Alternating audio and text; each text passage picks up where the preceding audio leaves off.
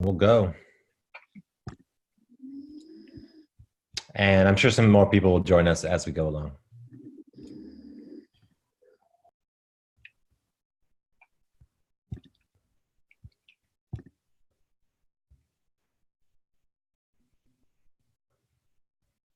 Perfect. Can you guys see my screen? Mm-hmm. Wonderful. Thank you. And thanks for joining us tonight. We're excited to bring you another webinar as a collaboration between Ashoka and T-Mobile. This one's going to be about recruiting others to join your initiative. And can I ask Future Kings and Andrew, did you join us for the last webinar? Yes. You both did. Okay, awesome. We're here. Wonderful. So we're going to do a little review of that, but not too much since you guys went through it. And thank you, Addie, for coming back. I'll have you introduce yourself in just a second, or maybe reintroduce yourself to the group. Hello, is that Sanya? Yeah, can you hear me? We can now. Okay, sorry about that. Yeah. No Yes, problem. Tanya.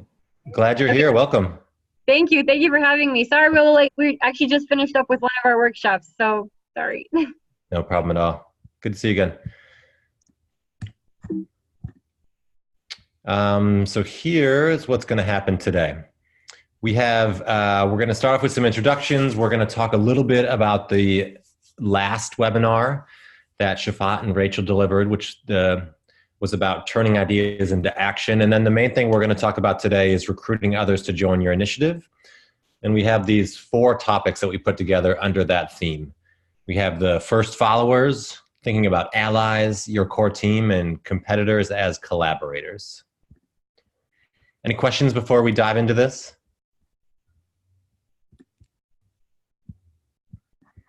No, great.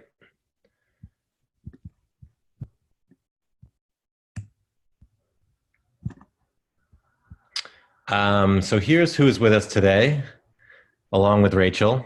Welcome. So we'll go around and introduce ourselves quickly. So my name is Nick Bodeker. I work with Ashoka Youth Venture out of Washington, D.C. And a big part of my job is working with amazing young social entrepreneurs and change makers who are doing incredible things. And along with that, myself, along with the rest of the team, we're really trying to integrate the work that you're doing and the ability to do that work into the education system in the US and around the world. And I will call on Shafat to go next. All right. So I've met some of you guys, I remember, but just to reintroduce myself, my name is Shafat Khan. I work with Nick at Ashoka on our Youth Venture team. Extremely passionate about what we're doing because I just graduated college, and I think it's critical for people to have the skills that social entrepreneurs have. And part of my role is to figure out how can I relay the experiences I've had to folks who are my age, older, younger, but making sure that everybody is at least equipped with the skill sets to be change makers. And I will give the ball to Addie.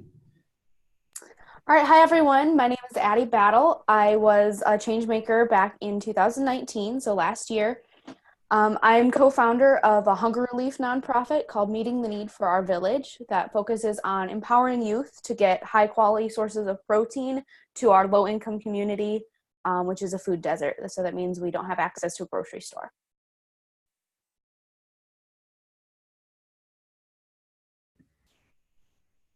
All right, Addie, you got to nominate the next person. Is Colleen with us? Do you know? I don't think so. I don't think she's joined yet, so choose somebody else. Okay, Andrea, will you introduce yourself? Hi, I'm Andrea. I am a college student, and I am starting an organization called Access the Polls, which is focused on increasing voter accessibility for disabled and working class communities. Amazing. Thanks for joining us. Pick the next person. Future Kings. Future Kings. Hi, everybody. My name is Israel. I'm 1/3 of the group Future Kings. We are based I'm a college student here in Pittsburgh. Our goal and our focus is to increase the number of African American children in the city of Pittsburgh who kind of have an enhanced field of vision, because there's a sort of gate around the mindset of a lot of students that they can only escape their neighborhoods or get to something better through a specific set of areas. So we just want to help students realize their potential, push themselves to be better, and influence change in their communities, their careers, and their worlds. So that's what we're all about, pretty much. All right, welcome. Thanks for joining us. Pick somebody to go next. Let me try and find a name. Here we go. Oh, everyone might know her already, but can I popcorn Rachel? Yeah, definitely. Okay. Hi guys, I'm Rachel. I work at Ashoka with Nick and Shafat, and I think I've met most of you guys. I am working with Teamable on the Changemaker Challenge and supporting all you lovely people in your growth and seeing how we can help you and connect you. And excited to hear what Nick and Shafat have and Addie have to share today. And I am going to pass it on to Sonia and your teammate.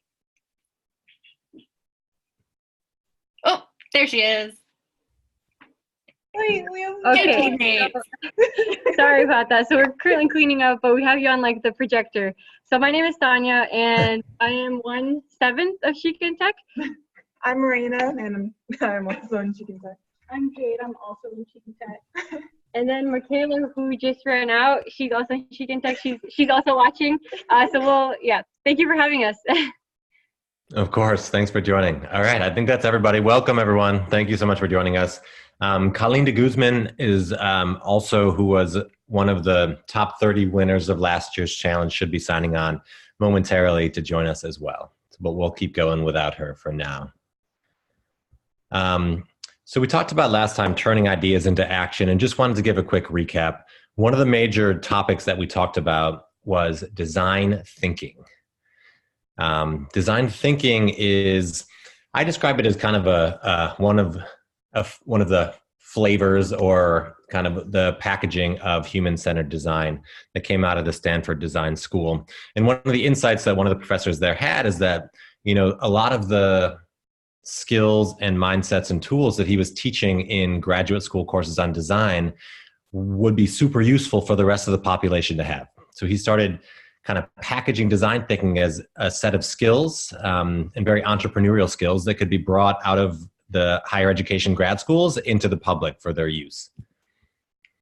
So design thinking, often described as a human-centered approach to problem solving and innovation, probably something a lot of you are using intuitively, but I'm going to tell you a little bit about the steps. So step one of design thinking is empathize. So it's really about looking at the problem and understanding it and really feeling the problem from the point of view of the people who are affected by it directly. So sometimes it involves interviews, but a lot of times it'll go beyond that to things like immersive activities that really get you to understand the problem at a deep level from the people who are affected by it. Step two in design thinking is to define the problem, or sometimes I say redefine the problem.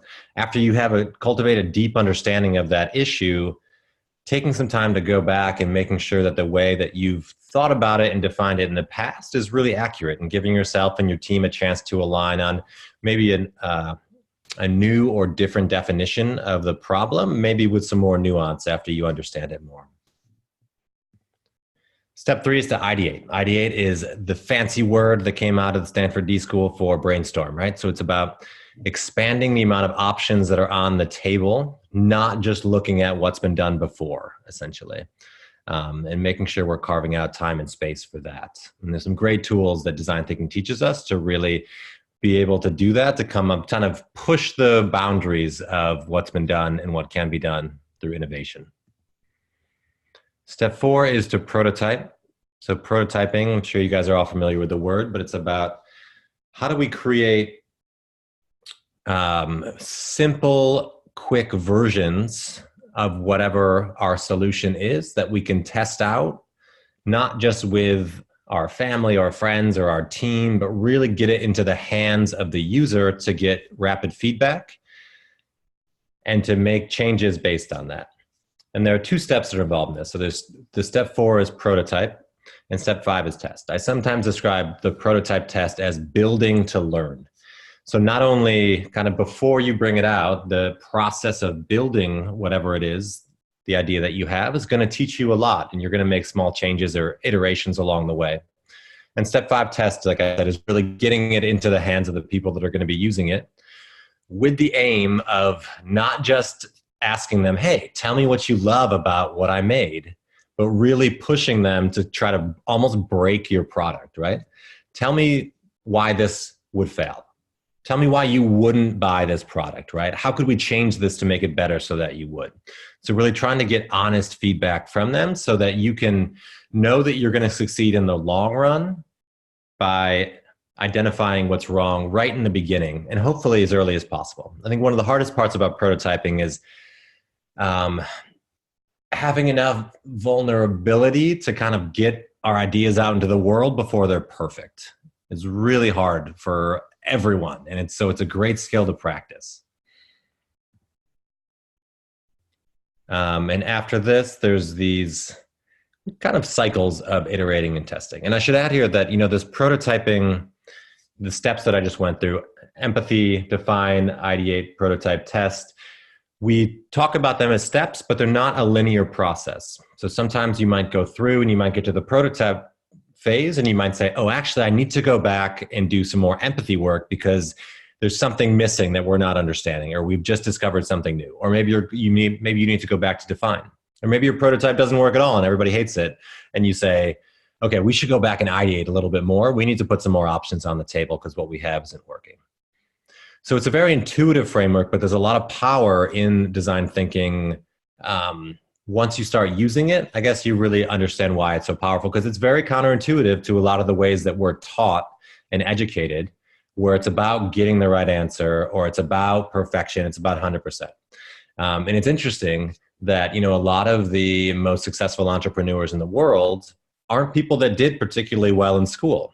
And there's a reason for that, because a lot of the things that have made them successful are actually kind of counterintuitive to somebody who might do very well in the traditional educational system.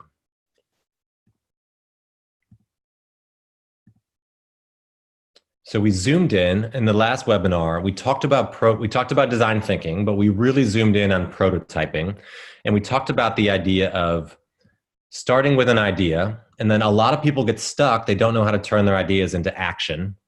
And we told the story about Julia. Julia wanted to bake a wedding cake, and she had this idea. I'm going to change the story a little bit because I'm going to make the story my own. But Julia was the character that we were talking about, and her idea was to make wedding cakes.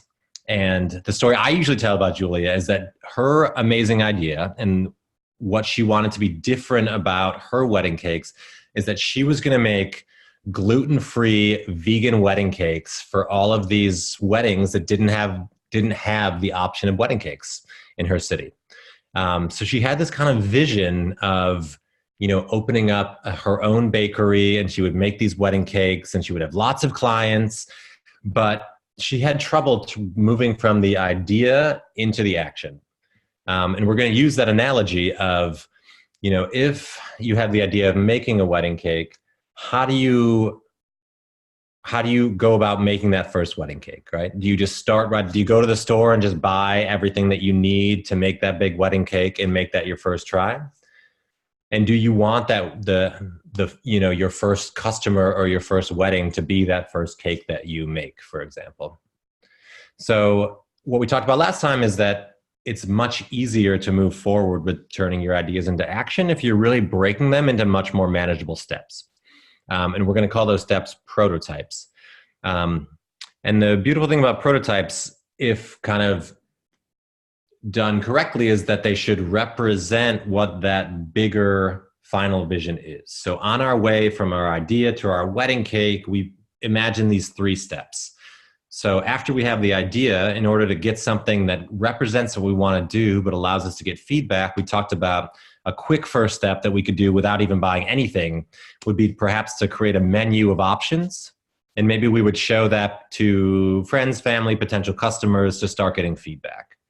So people get an idea of what we're trying to do more than just us telling it to them. It's something we can kind of physically hand them and get feedback. And we can start kind of crafting our offerings that way. And we talked about the next step after we kind of narrowed it down a little bit more would be a cupcake. And a cupcake is a really good representation of a prototype because it has essentially all of the core components of that big wedding cake, right? So that I could, if I had a client and I was saying, okay, rather than on your big day, me just showing up with whatever cake I think is going to be, you're going to like, I'm going to bake you a couple of different cupcakes that represent that cake, and I'm going to bring them to you to try and get your feedback. And then I might, depending on what you like, we'll change a little bit, and I may make you another set of cupcakes, and maybe we'll work up to a bigger cake. So prototyping is about taking that big vision and breaking it into incremental steps of growth with the opportunity to learn and change things between each step, essentially. Simple concept to understand, very powerful when put in practice, and not always intuitive in the sense of that's what people jump to. A lot of people, they have the idea and the vision, but they have trouble kind of breaking down in between.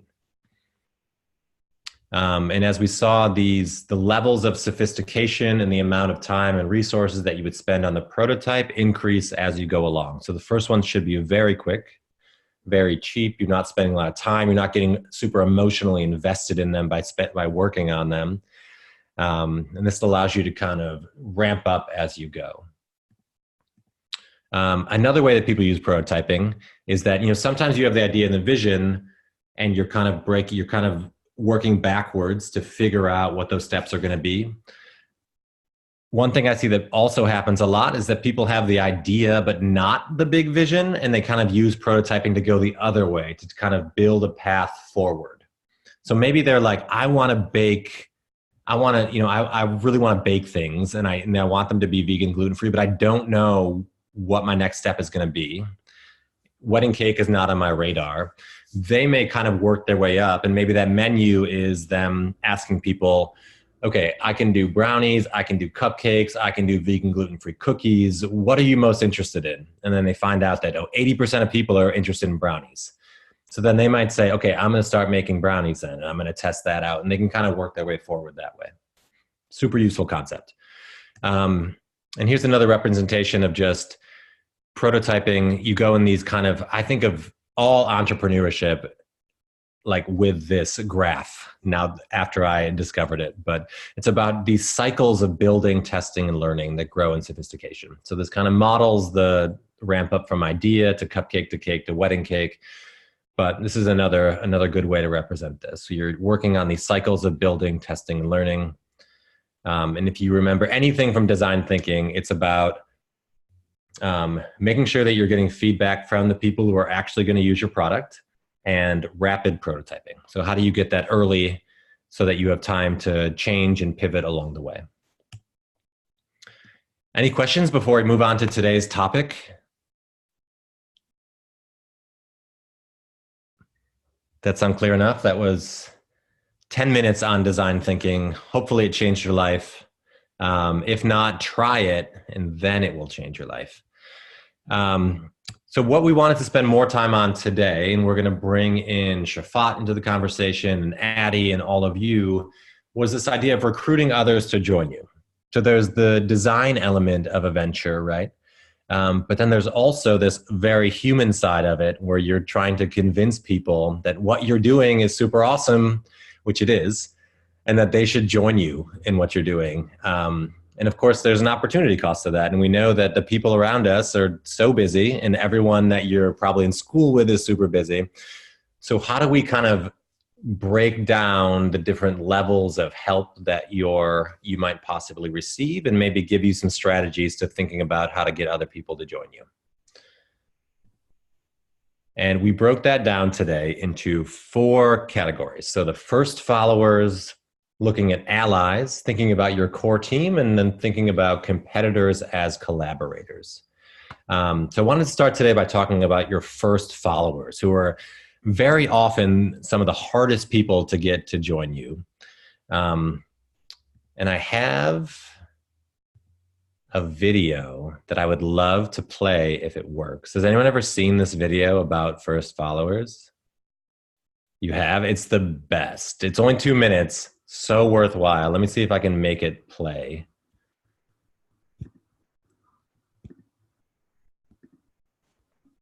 I'm just like willing it into action. Just a second. Oops.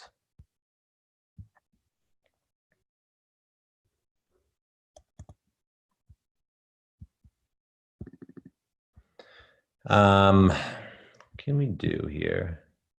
Can you guys still see my screen? Should be able to.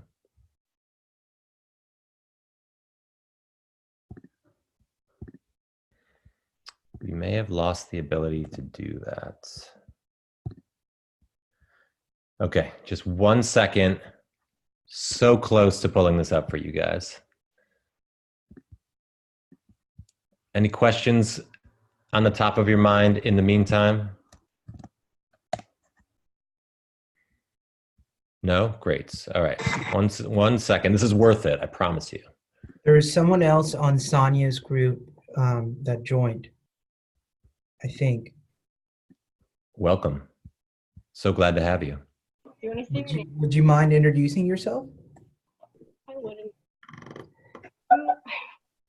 I'm Michaela. I'm a sophomore. I'm also a co-leader. Nice. Welcome. Thank you for joining us. Welcome. All right. I am sharing my screen again. Here we go.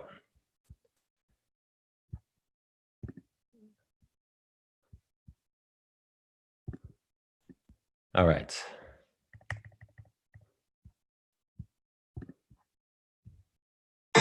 If you've learned a lot about leadership and making a movement, then let's watch a movement happen start to finish in under 3 minutes and dissect some lessons. First, of course, a leader needs the guts to stand alone and look ridiculous. But what he's doing is so simple, it's almost instructional. This is key. You must be easy to follow. Now here comes the first follower with a crucial role. He publicly shows everyone else how to follow. Notice how the leader embraces him as an equal. So it's not about the leader anymore. It's about them, plural. Notice how he's calling to his friends to join in. So it takes guts to be a first follower. You stand out and you brave ridicule yourself. Being a first follower is an underappreciated form of leadership. The first follower transforms a lone nut into a leader. If the leader is the flint, the first follower is the spark that really makes the fire. Now here's the second follower. This is a turning point. It's proof the first has done well. Now it's not a lone nut and it's not two nuts. 3 is a crowd and a crowd is news. A movement must be public. Make sure outsiders see more than just the leader. Everyone needs to see the followers because new followers emulate followers, not the leader. Now here come 2 more people, then 3 more immediately. Now we've got momentum. This is the tipping point and now we have a movement. As more people jump in, it's no longer risky. If they were on the fence before, there's no reason not to join in now. They won't stand out, they won't be ridiculed, and they will be part of the in crowd if they hurry. And over the next minute, you'll see the rest who prefer to stay part of the crowd, because eventually they'd be ridiculed for not joining. And ladies and gentlemen, that is how a movement is made. So let's recap what we've learned. If you are a version of the shirtless dancing guy, all alone, remember the importance of nurturing your first few followers as equals, making everything clearly about the movement, not you. Be public, be easy to follow. But the biggest lesson here, did you catch it? Leadership is over-glorified. Yes, it started with the shirtless guy, and he'll get all the credit, but you saw what really happened. It was the first follower that transformed a lone nut into a leader. There's no movement without the first follower. See, we're told that we all need to be leaders, but that would be really ineffective. The best way to make a movement, if you really care, is to courageously follow and show others how to follow. When you find a lone nut doing something great, have the guts to be the first person to stand up and join in.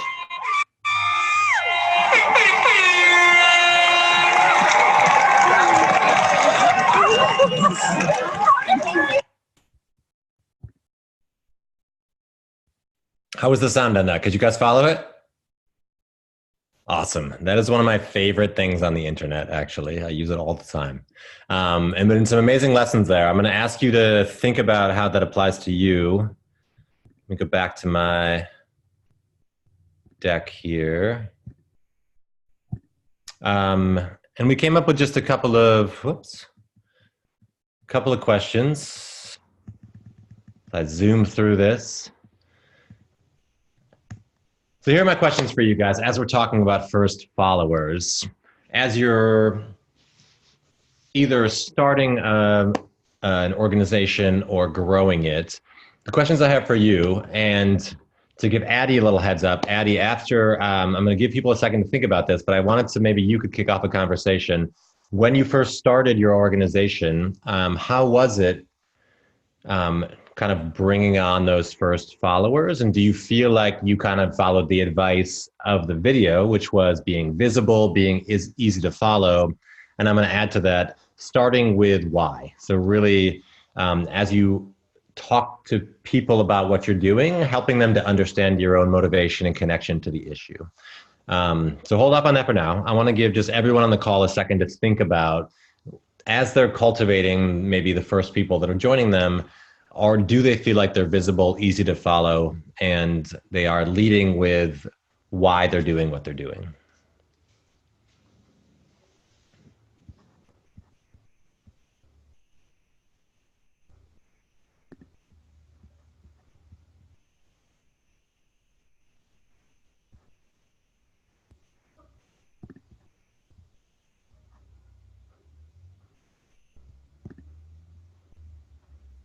Maybe if it's helpful for everyone, you can write it down too. Thank you. Oops.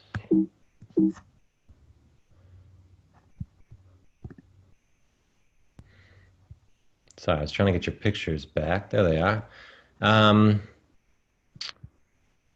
Let's bring it back to Addie. So Addie, can you share with us any of your experience of finding those first followers, and whether it was difficult or easy for you, and maybe how that kind of rolled out? Absolutely. So visibility, I would say, is always a work in progress for us because I happen to come from a communications type background. I understand the value of PR, so it's something we're always working on. But when we very first started, for those of you who weren't able to hear the background last webinar, we started actually just as 4 members of a brand new FFA chapter. And we were, really just looking to do something in our community. We really didn't have our why yet. And our why came when a grant that we were applying for required that we research some of the social determinants of health type needs in our community. And we found that 17% of the community was food insecure at the time. And so that's where our why came from. We saw that this was I think it was 5% higher than Michigan's average, and that was not acceptable to us. We also noticed that at our local food pantry, the customers were getting things like tuna, beans, peanut butter. Meanwhile, at our houses, we had beef and pork and chicken on the table. So that's where our why came from. I would say probably our why came first, and then we started to make ourselves visible. We recognizing that we were farm kids with experience in raising animals on our home farms. We raised our first batch of broiler chickens, donated them to the food pantry, and once we saw that work, that was kind of our first prototype. Once we saw that work, then we started telling our friends in the high school FFA chapter, this is something we can do. Would you like to join us? Would you like to raise things at your house? And that's where our visibility started, was with peers. And I would say that's a piece of advice I would give, is your peers are probably the first network that you have the easiest access to. And we made ourselves easy to follow. Just being from a rural community, knowing most of our peers are other farm kids with access to barns, or if not, they could use the barn at the school. We made ourselves easy to follow by playing to the strengths of our community. That's great. Thank you. Anyone else have anything they want to share or ask or add to the idea of cultivating first followers?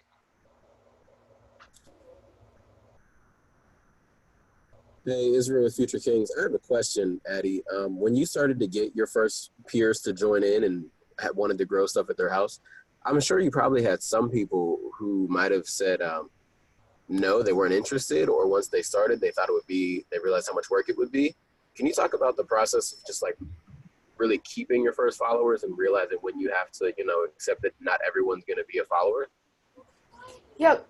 So our first followers really were other FFA members who were also really excited, who did have barns. But when we started to grow beyond, recruiting people who maybe didn't have as much of a background in ag, didn't have as much of, as much barn space available to them or whatever, we did recognize that we had to start offering support. So that looks like, some written materials about how to, where to buy the animal you would like to raise, what to feed them, steps for taking care of them. So probably that was our first step to make it easier for people to follow us, was giving them steps for supporting us, giving us them very tangible ways to support us. And I would say, especially at very first, we didn't find it too awfully hard because there was a lot of excitement to get them initially involved, and the hardest part was in retaining volunteers, and that came in offering them support.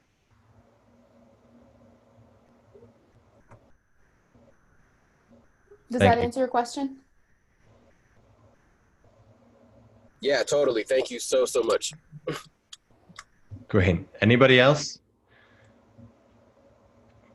Questions or comments for Addie or any of the people on the call?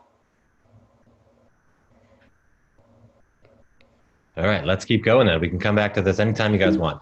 So moving on from those first followers, I encourage entrepreneurs, social entrepreneurs to, as they're thinking about cultivating those first followers, to also start thinking about and kind of mapping the different allies that have the potential to help their organization or add value to what they're doing. If you think of the first followers as kind of the ones that are going to be kind of closest to you, I think of the allies as maybe the ones that aren't kind of in the center of your circle, but they're in those concentric circles around you, right? And a lot of times you can find a lot of help in those concentric circles. So, one of the first concepts I talk about is when people are building ventures for the first time, it's their first, they get into entrepreneurship, and let's say they want to, this has come up so much with people, especially as they're making products. They say, I'd love to start producing clothing, or I'd love to start producing food, for example, to sell. But they say, how do I build the factory? That seems so far beyond whatever my level is, particularly young social entrepreneurs. And this is also related to prototyping, but the answer I always give them is, well, you don't. And to be honest, most of the businesses and entrepreneurs are also not building their own factories. They're outsourcing as much as they can for as long as they can, essentially, until they get bigger and it makes sense for them to start investing more in infrastructure. So as you're getting started, I would encourage you to think about, as you're moving to that first step or the next step, think about what are all the things that other people are already doing really well that we can loop into what we're doing so that we can use our precious time and energy for other things, because there's endless things to do, you guys know, when you're working on a venture. So you don't need to build the factory. There's more services than you probably realize that you can either try to pay people to do or try to get them to do for you for free because you have an amazing why that can help you to get started. So as you're starting to think about allies, I encourage people to kind of map out who is in your ecosystem. And I love the comment that someone just made, I think it was Addie, about your peers are probably the closest to you in your ecosystem and can provide so much support. But of course, there's a lot of other potential allies. There's parents and teachers and local businesses in your community. There's local associations. There's the local government. I think it's helpful in the beginning, especially, to kind of be intentional about what parts of the ecosystem maybe you're tapping into. And a lot of times it starts with kind of a mapping and to see who's in your ecosystem and what are your connections or the connections of you and your first followers to the different parts of that ecosystem. And then once you have that, you can start to think about what is the value that you can add to what they're doing and what is the value that they can add to you. And I like to encourage people particularly to think about what those two things, but in terms of short-term collaboration and long-term partnerships. So what is in the short term, what is the value you could add or they could add? And then, if that works out, how might you kind of cultivate them as long-term partnerships? Whether it's asking for funding or whether it's asking for support, I think one of the major mistakes that entrepreneurs make when they're first starting out is just assuming that long-term partnerships are just going to show up and they're going to be like cemented in there just from the beginning, right? Like, oh, I'll just approach this funder and they'll give me a ton of money and then I'll go. But it's more often the common way is that you are getting people involved in a very small way in your venture. It's kind of the hook, right? The hook and the bait. And then after that, when that works out well, then you're kind of moving that relationship to the next level. Maybe they're doing a little bit more to help you along. Or maybe you're asking a little bit more. You're offering a little bit more value to them. And you're kind of working your way up to more long-term partnerships. So I'd encourage people, and I think it's much more manageable too, because it's difficult to think about and plan long-term partnerships, but short-term collaborations, those are more easy to envision and to ask for, I think, particularly if they're mutually beneficial between the different allies. And I can just add something here where the important thing with short-term collaboration is the fact that you can actually see whether you work well together. I think a huge component of entrepreneurship is people within teams either work really well or don't work well. So what better way to test it out than working on a short project, seeing how the chemistry is, and then you can either call it a quits or you go farther and build a longer term partnership. Exactly. And it's much easier to call it quits when you have a limited time engagement, right? You don't have to fire that person, right? It's just that you're like, thank you for your help. I'll never call you again, but I'm not going to tell you that, but it was awesome. So part of being easy to follow, in my opinion, is about how do you make the risk low for people to join you?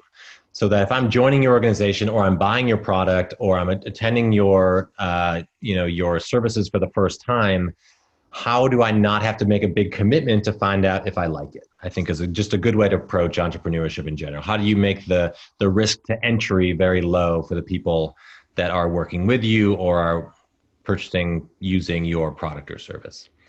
Addie, anything come to mind with this for you in terms of looking at different parts of your ecosystem in terms of allies and kind of cultivating them into your organization, or maybe not directly, but maybe as they support, maybe it's supply chain or something like that? Absolutely. I would say there are a couple different groups that have been really important to meeting the need for our village as we've grown. Local service clubs, and then of course 4-H, the 4-H club, FFA chapters, so other youth organizations, the local homeschool group, and so those are all organizations of kids that we've found is really useful to tap into.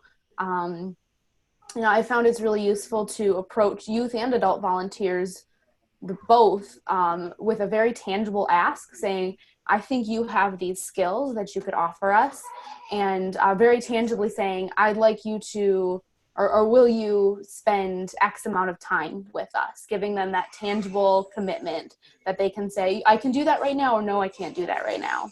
Also, especially if you're asking for money, so that's where the local service clubs have come in a lot, making really tangible asks when it comes to money also. Especially those business-minded people want to know how far, if I give you $50, what all will that do for you? If I give you $500, what all will that do for you? So when thinking about short-term and long-term collaborations, I've, and our group has always tried to think also about really tangible asks. Perfectly said. And that's certainly when asking for money, that's advice that I always give, is that it's probably not going to be the big grant the first time around, but make it easy for people to give you small grants. And like you said, specifically by letting them know exactly what it's going to be used for is going to make it much easier. And sometimes if by letting them know what you're going to use it for, even if they can't give you the money, they might say, oh, you were going to use this money for office space. Well, I happen to have, this office space available. I'd be happy to donate that as kind of an in-kind donation. All right, comments, questions about looking for allies for Addie or for any of us?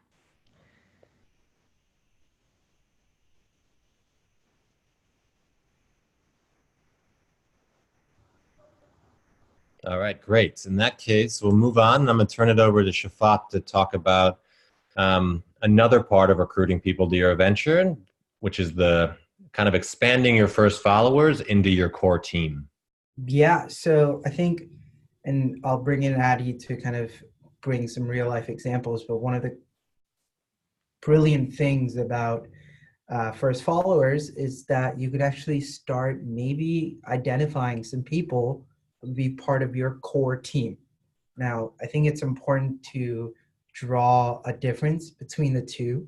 Your first followers could really be anyone. It could be your first client, it could be your first team member, or it could very well be your mom.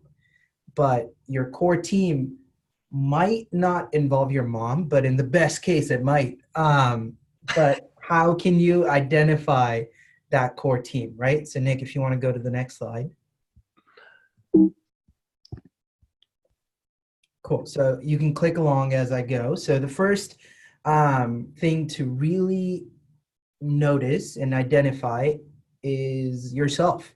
So what are the skill sets that you yourself possess and can bring to the table? Because if you don't know yourself properly, then how are you going to recruit other people to join your venture? So the first core thing that you need to figure out is the people that you're after, do they have a diverse set of skills that you might not have? So let's say we were talking about Julia with her wedding cake example, and she wants to make a wedding cake business. And I have two concrete examples right after, but how can she find different people who might have different skills to build that project or business? Nick, if you want to click on it again. The second thing is, do they see the world the same way you see the world? I think that's so critical when you're building a team is, do you guys see the world similarly, and are they aligned with your vision? So let's say Julia wants to make a wedding cake business. Well, what if the team members she recruits, they hate cake? Probably not the best fit, right? So how can you find people who are aligned with exactly what you want to achieve? The third point is people who can really push back, to be honest. Just because they're aligned with the same vision doesn't necessarily mean they have to agree with whatever you're saying, right? So how can you find people that are not just saying yes to everything? I think it's important to have positivity, but critiquing someone isn't necessarily a bad thing. So how can you find those core team members who can maybe give you a different perspective, maybe from their experiences or their personal personality of being somewhat of a devil's advocate? And I think it's important to have someone like that in your core team so that you always have a different perspective. You're always not questioning yourself, but you want to have your checks and balances within your core group of people. And yeah, if you want to go next. So let's say Julia, she loves baking, but honestly, we didn't talk about whether she can actually plan events. How does she take her wedding cake business into actual fruition? How does she get her business to go into weddings. That's a huge component of building that business. So let's say Zach is her friend and she's trying to recruit Zach because Zach has had 2 years of event planning at different companies and he's at various internships doing that. So Zach would be a really good core team member. Nick, if you want to go to the next slide. And another core member might be Kelly. So Julia, as we talked about, she's never really baked before. So can she find someone who has, and can she find someone who can bring that expertise and who can bring that additional set of experiences that would add to the core team? Yeah, perfect. And, you know, part of this is thinking about what are the things that you're struggling the most with in your startup, right? And what are the things that are the hardest for you? Can you bring in other people that have that skill set? The other way to think about it is what skill sets are part of the critical path to making sure you are successful, right? And for Kelly, it might be nice to have a website someday, but more critical to her, she's saying, okay, I need event planning and I need baking right away, right? Those are the critical things I need. So maybe I'm going to focus on trying to recruit team members with those first. Yeah, and Addie, if you want to talk a little bit about your core team and how you found them, was there a process behind that? So this process of knowing your own, like the weaknesses in yourself and in your project sort of came naturally to us by trial and error. So for example, myself and co-founder Pearl, from the 4 of us who started, the 2 of us have become really the core group. I am a very big picture thinker. I really enjoy like long-term goal planning and like time management, details and things like that don't come naturally to me. Pearl is a very detail-oriented person, and long-term goal setting and big picture ideas don't come naturally to her. And so sort of by trial and error, we recognized that we somehow happened to end up on the same project and it was working really, really well. And as soon as we recognized that, we transferred that to the rest of the project. So that's how we know when we see holes in meeting the need for our village, that's how we know to find people with those skill sets and ask them for their help specifically. Pearl's also, we share the same core values when it comes to the work of meeting the need for our village, but we don't think exactly the same. And that it means that we have to put extra work into having conversations about what the next steps are and big picture concepts like that. But it's actually been really a blessing that we have to have those conversations so that when we're finished with them, what we have is the best version of what it can be. So absolutely, I feel really blessed that we found that naturally, and from there have been able to build it. Yes, I love that. I have young people in particular all the time that ask me, I don't know what my skill set is. And I ask them, what are the things that you do that are useful, right? So they have like a work outcome that's useful, but in comparison to the people around you, there are things that they are also things along with being useful that give you energy that drain other people of energy. And I say, start looking there. What are the things that you kind of do naturally that energize you that everyone else is like, oh my God, I hate doing that. But you're like, no, I love doing that. Let's do it. And it's useful. That's always a good sign that you're kind of on the right track to identifying your skill set and then hopefully growing that skill set to be one that'll lead to much more energizing, natural fit in your whatever work you end up doing. Shafat, you ready for the next slide? Yeah. Any questions from anybody around the core team? Going once, going twice. All right, moving on. So this is, I think, a huge aspect of entrepreneurship that really people don't take as seriously. Is I think there's a lot of talk about, I need to be aware of competitors and what they're doing and how I can be different. And yes, that's very true, but competitors can honestly be collaborators as well. So I'll give you some examples of really big companies who've done this. So Nick, if you want to go to the next slide. Samsung and Sony in 2004 formed an agreement to share research and development costs in an effort to both design flat screen LED televisions.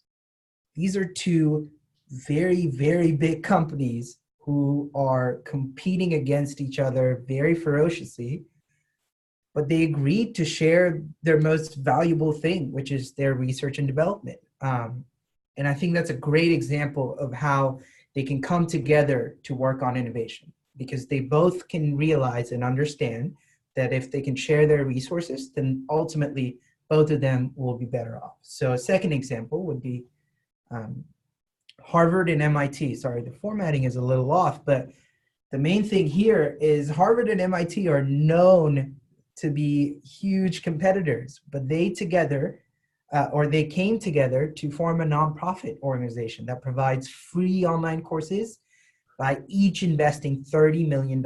Now, if Harvard invested $60 million by themselves, that would be a huge risk, and so would it be for MIT. But they decided that this is such a big need that they wanted to collaborate, and ultimately, their mission statements were the same here. They want to help people, or they want to help educate people. So that was a great example of collaboration. And the third one is Amazon and Apple, huge competitors. But in 2007, they established an agreement to allow the distribution of Amazon ebooks through an iPad, Kindle app. So you can go on an iPad through the Kindle app, you can essentially find these ebooks, allowing one party to gain a wider market, while the other became a more comprehensive content provider. The key here is that both of them win. It's a win-win situations for both companies, but they're both kind of coming in with different angles, competing against each other, but then still collaborating so that both of them ultimately end up winning. So I'll bring Adi again, and would love to understand a little bit about how you're doing with your competitors, whether there are any, and I'm sure they are, and have you ever thought about them as collaborators, or have you worked on something together, or do you see the future of working together as well? So our biggest competition comes in the time of youth volunteers. I'm sure all of you here know exactly how many different directions we're being pulled in right now. Sports want a piece of us, academics want a piece of us. You have to volunteer at some point. And just so many different things want a little bit of a piece of our time. And that's been our biggest challenge is, I can't come to the Meeting the Need for a Village organizational meeting, sports practices then. So we've found that by partnering with, 4-H, FFA, the homeschool group, and just other youth in our community, by making Meeting the Need for our village really fit well with those. For example, our 4-Hers who show at the county fair, we then ask if they're willing to approach their buyers to then donate that animal back to the project. So that's a way they can raise their 4-H animal for the county fair, but then contribute to the project as well. Our chickens are being raised in the agri-science barn, so the FFA chapter can use that as part of their agri-science curriculum. And in that way, we get sort of double tapping into youth volunteers' time. If you do this thing with Meeting the Need for our village, you can also fulfill your 4-H and FFA responsibilities. So our biggest competition comes in time, and the way we've found to work with that is by making the time they spend with us count for time spent on another project also. That's great. Thank you for sharing that. Any questions from the group about turning competitors into collaborators?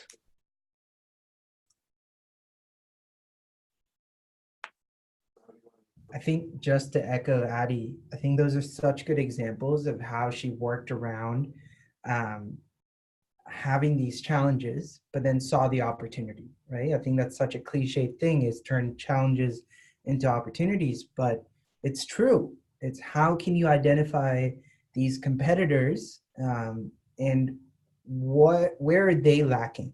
Like, how can you plug yourself within their value proposition and even add value to them, exactly how Amazon did to Apple and Apple did to Amazon. So yeah, Nick, I'll hand it back off to you. Sure. And just as we finish up, and I just wanted to add two things. Ed, I really like how when you thinking about competitors, you identified time and kind of the time competition is a really interesting way to frame that so that you can start kind of designing around it. I think that's amazing. The example I was going to give is, in our analogy to Julia and the wedding cake business, she might be looking at her metro area and saying, man, there's so many cake shops here. How am I ever going to start something that's going to compete with these people that have been around for, 20 or 30 years maybe? But there's just an interesting shifting of your mindset when you start thinking, oh, well, maybe I don't need to compete with them head to head. How might we collaborate? All of those organizations, all of those brick and mortar shops, they probably have clients that have celiac disease that want gluten-free vegan cakes, and maybe they don't have a supplier. So, at that point, maybe Julia's saying, I'm just starting out. Maybe I should shift my kind of value proposition to start making cakes that I would sell through other bakeries instead of starting my own. And that might launch her so much faster and really get her to be able to accomplish her goal, and which was not to make a bakery, but it was to kind of feed the demand for vegan, gluten-free wedding cakes. And so. if you go to the next slide, Nick, there's a great Sure. example of this. Oh. Right? So let's say Josh specializes in chocolate cupcakes, and let's say Mia specializes in making cookies, and Julia specializes in making birthday cakes. So all of these three people have three different kinds of cakes, or cookies in this matter, that they are really good at making. And Nick, if you hit the next button one more time, you can see they can collaborate together to deliver a much bigger event, because the time it would take for Julia to make all three of those things, if they collaborate, they can make a bigger thing and maybe go to a wedding and say, hey, we can take care of your entire dessert menu. Just give us the funding, and all three of them will have a much bigger value proposition than one by themselves. Yeah, interesting. And I like how you use collaborate there, not kind of long-term partnership, because they would hopefully just be trying that relationship out to see how it works and kind of growing from there. Wonderful. So this is from the last future roadmap, and I think it's important to understand that prototyping is an ongoing process, right? So even when it comes to recruiting your own team members, prototype that. Prototype a way where you can build your core team, test it out with short collaborations, maybe launch a small project, and then learn how whether you can grow your team and grow as a team, or iterate. Maybe one of those team members isn't as good. Maybe you might need to change something about yourself, but keep that prototyping mindset constantly there, even when you're building a team. Yeah, I love that. It's often advice I give is whether you're looking for new customers or new teammates, is how do you give those people the experience of what you're offering in a way that's very low risk to entry. So not demanding that those people commit to anything, whether they're buying or joining you, but whether they can just join for a short amount of time, see what's going on, and then you can get them excited, and hopefully they'll want more. That's the idea. Yeah, Nick, we're just above time. It's 8:05. Okay. We want to kind of come together. That's the 14th is not the right date, but this is today's webinar. But would love to bring everyone in and just share where they are in these last minutes with building their team. I mean, Sonia, it seems like you have a pretty core rock star team already. And would love any final comments, any places that you're struggling with. Addie here is obviously a rock star and a superstar. So yeah, would love any comments, questions, any experiences as well.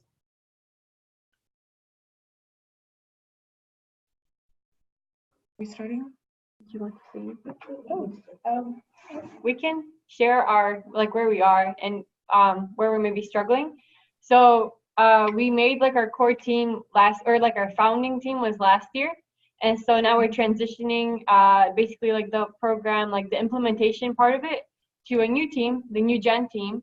And so it's been difficult like leading virtually and then also trying to expand at the same time so we can impact more girls and we can serve more people across different cities. So, you know, if you have any advice for that, I think.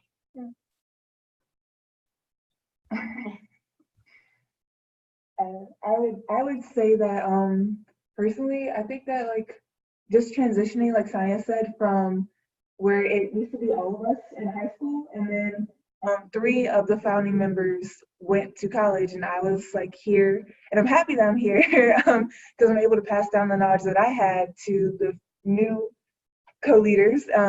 It's that one season where when we leave the generational effect and we get more members through high school, but also disperse of more members because we have to go to college and we're not as active as we are in our roles because we can't be there. That's just the toughest aspect of our group.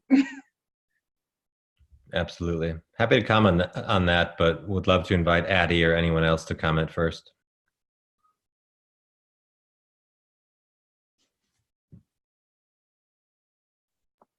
So that's almost exactly what we're going through right now. I'll be a freshman in college in way too little time. And so we keep, as meeting the need for our village goes along, we keep realizing just how valuable institutional knowledge is. And so I'm really happy for your group that you've been able to keep at least a couple founding members there who know how things have gone in the past. And I'm definitely scared right now of what might happen when we move on. Pearl's also my age, so we'll be leaving at the exact same time. So the thing that, and I can't tell you that it works because I don't know yet, but the thing that we are trying to make work is we came up with a structure for the organization that we think can survive with the founding members gone. We recruited adults to be put in leadership positions as mentors, with the expectation and agreement that that's their job to be adult mentors for the time being. And then we recruited youth, made a youth leadership team and gave them roles, delegated roles. And so we'll see how that works. It looks like you guys have your own organizational structure that's working really, really well. So that's awesome. If I could add something to that. So yeah, please. Org that I'm a part of, and they've kind of been like a big help in me like figuring out what to do with what I'm doing right now. And so one thing they've done is like for all of their leadership positions, they have like a deputy position, which is somebody like younger. And what they do is like obviously as the person like ages out or like chooses to leave, and the deputies to step up, and like they've already kind of been a part of that leadership team, and they've already kind of seen what that role is, and also what Addie was saying about structure is really important, like having very specific like roles for each person and like tasks, and like having kind of a trajectory for it. That's just what I've noticed with what we've been doing in this other org.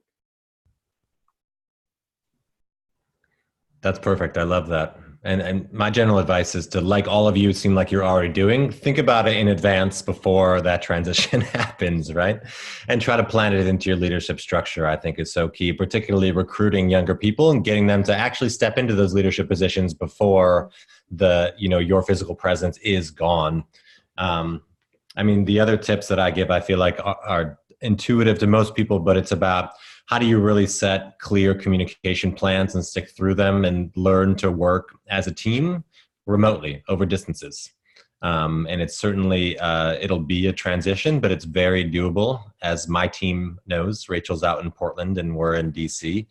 But we have very clear communication plans that we stick with and we follow, as well as we use a digital platform. So both of those things, I think, if implemented in advance and kind of transitioning towards them, can help so much to kind of ease any transition and growing pains in that.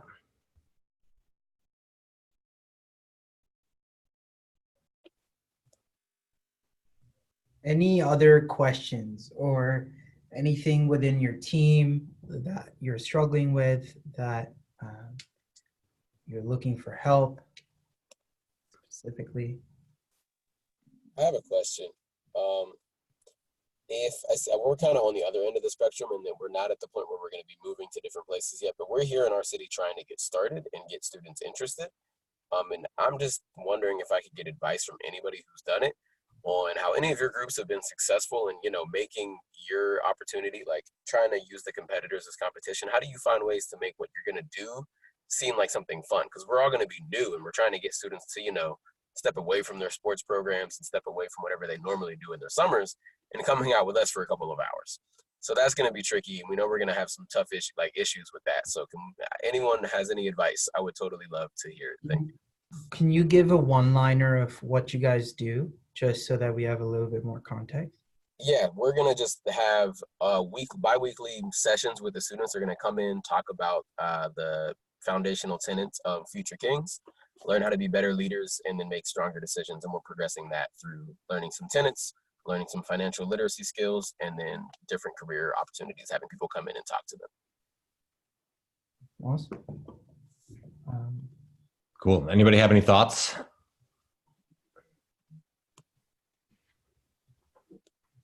Okay, yeah, we have, kind of. So I think what was, so like the way we got started was, it was like one or two of us. We started small. So we started off with like mentoring like maybe like 5 or 6 girls on their projects. And it was at a location. So it was like at the Boys and Girls Club where the youth were already there. So I didn't really have to worry about an audience of my own. And so it just started off with like just me tutoring, like not tutoring, but me mentoring a couple of girls in their projects. And then we kind of garnered attention from like newspaper articles and like different, like, I guess, wins, just that the students were having like this success. And I knew that I had like a part in it. And that's when like we decided to make it like more official. And that's when I think I offered it to people in my other club, which was like robotics personally. So if you have any other clubs or in organizations that you're involved in, you offer, like you say like, hey, I do this on a normal basis. Would you guys like to join me? And that's when like, I didn't even expect like, yeah, we'd love to join you. I didn't even expect that because it was a lot of work. But, like you might be surprised by which of your peers might like step on and be like, yeah, we want to do that with you. And then that's where like it takes off. So I would say start small, start by yourself. And then start with like a small sample, and then that's kind of like your prototype. And then like once you find like a system that works, share it with others, and make sure that you get attention drawn to like the success that you're having as, as a leader. And then I don't know, I feel like people will join you and they'll be interested in your mission. Mm-hmm. And I love your comment about using kind of the venue of the Boys and Girls Club initially. And that's kind of that idea of you don't have to build the factory. Use somebody else's factory for now, right? So I'm wondering if there's a lot of summer programs that would love somebody like you and your organization to come in and, teach a module. Tell them like, hey, I'd love to do a couple hours with your students that you already have gathered. And a lot of those places are saying like, yes, please, I would love to have somebody else come in and, do some teaching or something beneficial, even if it's maybe something that's not directly on point with whatever they're already offering. Hopefully it kind of complements it, particularly around, youth development in general. Any other comments for Israel? I wanted to add. I do. Go ahead. Addie, you go first. All right. Okay. Especially because what you're doing focuses around that like personal leadership and skill development. I've found that often I think youth undervalue the need for that.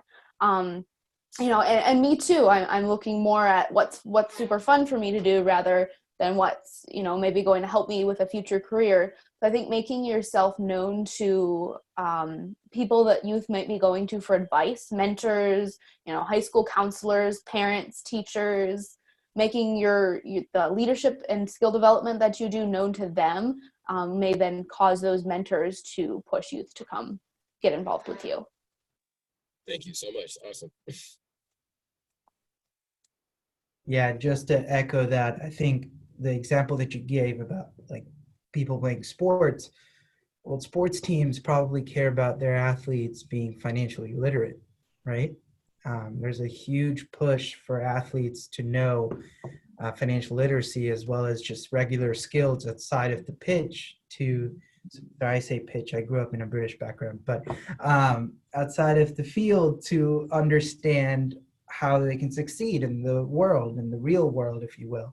So again, using that mindset of competitors as collaborators, can you go to that sports team and say, hey, can I lead a session? I think all of your participants or all of your athletes in your team can really benefit from this, and especially young people who are coming out of those sports teams or trying to go into the professional field. So yeah. Awesome, thank you. I wrote that down as one of my ideas. I was like, maybe we can find some sports teams that might want to partner with us just to, on our off weeks, do something fun. And then, yeah, the Boys and Girls Club idea was awesome too. So thank you guys so much. That was dope. My brain's ticking right now. That's great. I hope it was helpful. But yeah, I would say try to give them something that's an easy way for them to get that initial involvement with what you're doing. And sometimes you're going to have to go to them. So it's like the free samples that they pass out sometimes for food. Got to make it easy to follow. It is past our time. Thank you guys for sticking around. Thank you guys for showing up and not just being here, but showing up with your ideas and being willing to participate and have this great discussion. Really appreciate this as we try to build this community of young social entrepreneurs around the country. So thank you so much for being a part of it. We're going to do one more of these webinars, and that's going to happen in February. Do you have the date, Shafat? February 5th, 7 p.m., same time. February 5th, we'll send you more information on that. And it's just as an overview, it's on project/business models. So how can you create that model that can either be scalable or replicable for other people? All right, we'll let you get back to your evening. Thank you so much, everyone. Keep doing the good work that you do. We'll see you on February 5th. Nice meeting everyone. Bye. Bye.